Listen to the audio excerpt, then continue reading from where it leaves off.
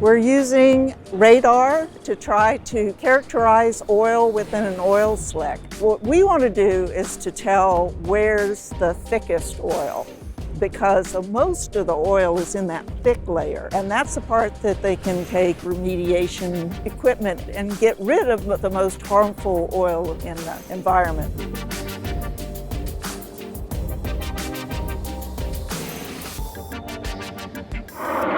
The radar, called the UAV SAR, hangs in a pod below that aircraft. See if they wanted to try it one more time.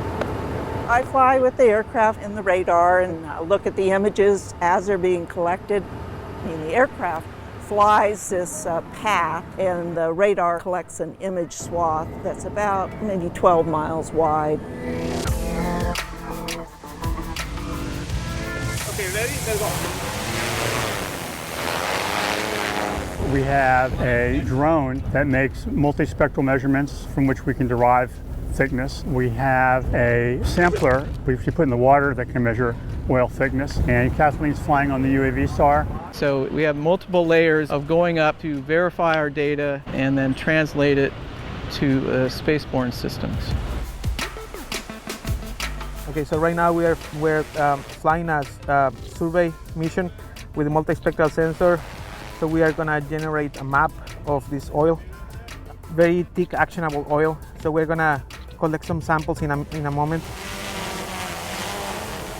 Now we're getting ready to take a tube sample, which is a direct measurement of the thickness of the oil. Thicker oil is what lasts the longest in the environment and does the most damage to marine life and the physical environment. And that's the oil that the responders focus on in their cleanup.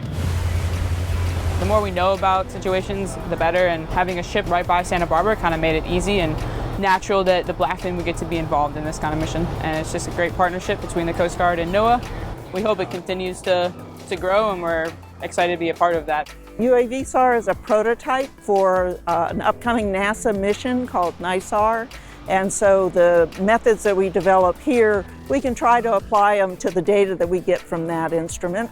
One of the things that makes this whole thing possible and makes it impactful is that NOAA is so heavily involved in this. They're actually leading this. And the end game is to develop a way for NOAA to use this kind of remote sensing and automatically tell where the thicker oil is. Not just detect that they have a slick, but that it's the thick part of the slick.